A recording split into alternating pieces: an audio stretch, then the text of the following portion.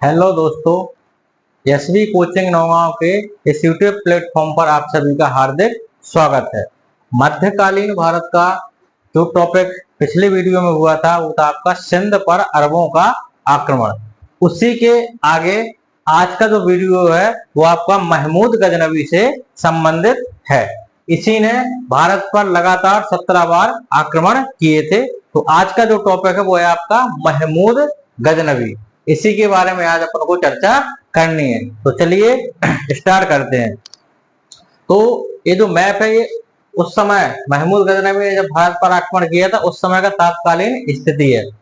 कश्मीर पर आपका कारकोर वंश, उत्पल वंश, ठीक, और लोहार वंश के द्वारा शासन किया गया है। और आपके पश्चिम में आ जाओ तो आपका हिंदू शाही वंश था, जिसकी शासक था आपका जयपाल, और जिसकी 3 राजधानियां थी आपकी बेहिंद, उदभांडपुर और नंदन, जो अलग अलग शासकों द्वारा बसाई गई थी।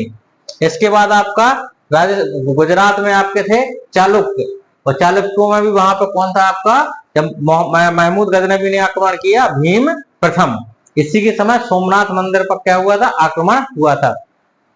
आप यहाँ पे आ जाओ, चोल वंश अपने समय का सर्वाधिक शक्तिशाली, जो अपनी नौसेना के लिए जाना जाता था और जिसने विदेशी क्षेत्रों को भी अपने साम्राज्य में शामिल किया था, ठीक है। उसका उस तात्कालीन शासक कौन था आपका, राजेंद्र प्रथम। बंगाल में आपका पाल वंश का शासन था, और उस समय पाल वंश का शासक था आपका कौन, महीपाल। मध्य भारत में आ जाओ तो वहां पे चंदेलों का शासन था, और चंदेलों का जो सर्वाधिक शक्तिशाली सेना नायक था, राजा था, वो था आपका विद्याधर। और मालवा में आपके कौन थे, परमारों का शासक कौन था आपका, ध्रुव। तो ये तात्कालीन भारत की स्थिति है जब महमूद गजनवी ने भारत पर क्या किया था, आपका आक्रमण किया था, उत्तर दक्षिण पूर्व पश्चिम।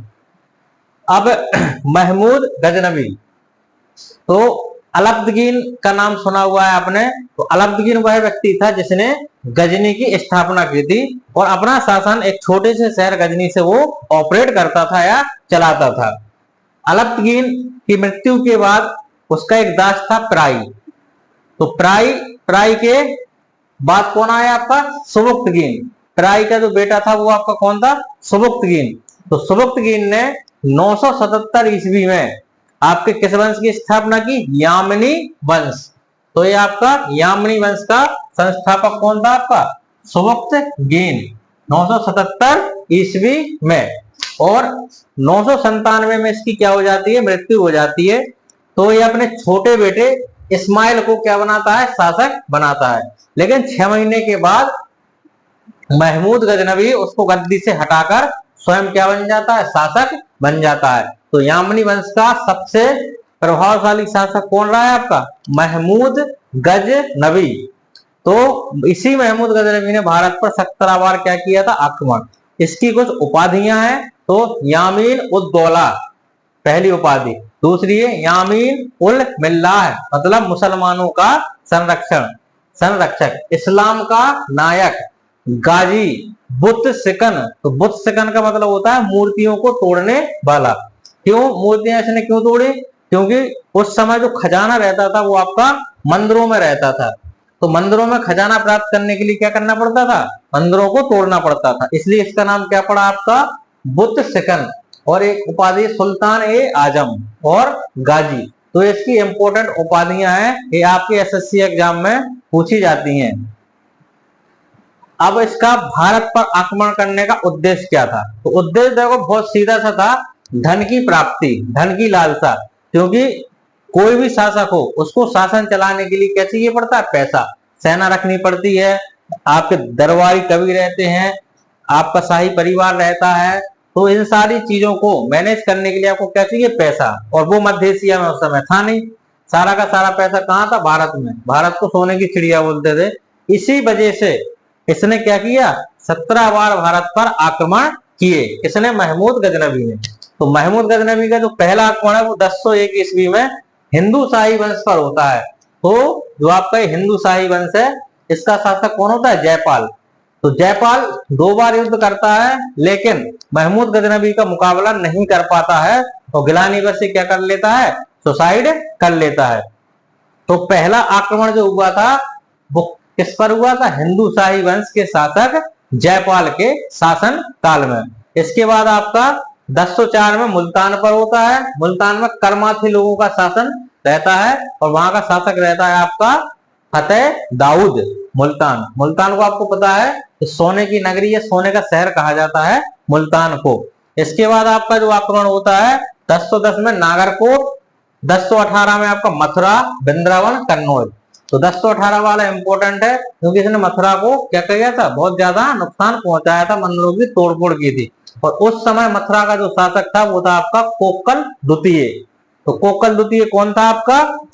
त्रिपुरी के कलचुरी वंश का शासक था आपका कोक्कल द्वितीय। जब मथुरा पर महमूद गजनबी ने क्या किया था? आक्रमण किया था, तो ये भी महमूद गजनबी का सामना नहीं कर पाया था। तो 1018 तक कोई भी व्यक्ति महमूद गजनबी का सामना नहीं कर पाया था। 1019 के वर्ष में आगे बढ़कर महमूद गजनबी ने कालिंजर दुर्ग पर क्या डाला? घेरा डाला। कालिंजर दुर्ग जो आगे अपन पढ़ेंगे, यहीं पे शेरशाह सूरी की क्या होगी? मृत्यु होगी। तो कालिंजर का दुर्ग उस समय चंदेलों के अंडर में आता था, चंदेलों के आधिपत्य में आता था। और चंदेल शासक आपका कौन था? विद्याधर। विद्याधर चंदेलों का सर्वाधिक शक्तिशाली शासक रहा है, जिसने समस्त क्षेत्र को, बुंदेलखंड क्षेत्र को जीतकर अपने साम्राज्य में मिलाया था। तो चंदेल विद्याधर से क्या हुआ? ये बात रही नहीं गई। और विद्याधर का मुकाबला किससे हुआ? आपका महमूद गजनबी ने। तो महमूद गजनबी को रोकने का जो काम किया था वो आपके चंदेल वंश के शासक विद्याधर ने किया था। 2 बार दोनों का आमना सामना हुआ है, लेकिन इतिहासकारों ने दोनों के बारे में कुछ नहीं लिखा, कौन जीता कौन हारा। बस इतना मिलता है कि महमूद गजनबी का जो विजयी रथ है वो किसने रोका था? आपके विद्याधर ने। वही विद्याधर है जिसने खजुराहो में कंदरिया महादेव मंदिर का निर्माण करवाया है। तो कंदरिया महादेव मंदिर आपका खजुराहो के मंदिरों का सबसे बृहद विशाल मंदिर है आपका कंदरिया महादेव मंदिर, जिसका निर्माण विद्याधर ने करवाया था। तो ये विद्याधर था जिसने महमूद गजनबी के क्या किया था? प्रतिरोध किया था, उसको रोका था। उसके बाद 1025 ईस्वी में इसने सोमनाथ मंदिर पर आक्रमण किया था गुजरात में। और उस समय शासक कौन थे आपके? चालुक्य वंश का भीम प्रथम। तो भीम प्रथम भी इससे क्या हो गया था? इसका सामना नहीं कर पाया था। और महमूद गजनबी ने सोमनाथ मंदिर को बहुत मात्रा में क्या किया था? नुकसान पहुंचाया था। और यहां से इतना सोना लेके गया था, ऊंटों पे लाद कर इतना सोना लेके गया था कि रास्ते में जहां जहां से गुजरा वहां के लोग सोना उठा के अमीर हो गए, इतना सोना लेके गया था। तो भारत को लुटेरों द्वारा इतनी बार और इतनी ज्यादा मात्रा में लूटा गया है कि भारत का जो सारी की सारी संपत्ति सोना चांदी थी वो सब भारत से कहां चली गई? दूसरे देशों में चली गई। तो ये था आपका सोमनाथ मंदिर। अब 1027 में जो अंतिम आक्रमण होता है इसका, वो था जाटों के विरुद्ध। जाटों को इससे परेशानी होती थी, इसलिए इसने जाटों के खिलाफ भी अपना क्या कर दिया था? आक्रमण कर दिया था। और 1030 ईस्वी में इसकी क्या हो जाती है? मृत्यु हो जाती है। तो महमूद गजनबी के 17 बार भारत पर आक्रमण करने का विवरण देते हैं आपके इतिहासकार इलियट। ठीक है, हेनरी इलियट ने बताया है कि महमूद गजनबी ने भारत पर 17 बार आक्रमण किया है। ठीक है, और जो आपके हिंदू शाही वंश हैं, अल-बरूनी इनके बारे में बताता है कि ये कनिष्क के वंश से संबंधित थे। कनिष्क जिसके समय आपकी चतुर्थ बौद्ध संगति हुई थी। कनिष्क ही वह व्यक्ति था जिसने रेशम मार्ग पर अपना कब्जा किया था, चीन के साथ युद्ध किया था। तो आपके कुषाण वंश का शासक था आपका कौन? कनिष्क। तो ये हो गया आपका। अब महमूद गजनबी के दरबार में कुछ कवि रहते थे या लेखक रहते थे जो उसके दरबारी कवि कहलाते थे। अब उन्हीं के बारे में देखना है। तो पहला है आपका उत्बी, ये इसका राज दरबारी कवि था जिसने किताब लिखी है आपके तारीखे यामिनी। उत्बी की किताब है तारीखे यामिनी। दूसरा है आपका फिरदौसी। फिरदौसी ने आपकी किताब लिखी है शाहनामा। फिरदौसी को क्या कहा जाता? फारसी का होमर कहा जाता, बहुत बड़ा ज्ञाता था फारसी का। तीसरा था इसके दरबार में अल-बरूनी। अल-बरूनी ने किताब लिखी है आपकी कौन सी? किताबुल हिंद। ये इसकी बहुत फेमस किताब है आपकी अल-बरूनी की किताबुल हिंद। ये आपकी एग्जाम में पूछी जाती है। इसमें टोटल 80 अध्याय हैं। और अल-बरूनी ही वह पहला व्यक्ति था जिसने संस्कृत को सीखा, आपके पुराणों का अध्ययन किया और गीता का अध्ययन किया। तो ये भी क्वेश्चन आपका आता है। नेट, यूजीसी नेट हो गया और राज्य पात्रता परीक्षा हो गई, एमपीपीएससी हो गया, उसमें ऐसे डीप क्वेश्चन आपसे पूछे जाते हैं, जरूर करके पूछे जाते हैं। तो गीता पुराणों का पहली बार अध्ययन करने वाला व्यक्ति कौन था? अल बरूनी। और इसने संस्कृत का भी क्या किया था? अध्ययन किया था। ये था आपका क्या? महमूद गजनवी, जिसने धन प्राप्ति की लालसा में भारत पर लगातार आक्रमण किए।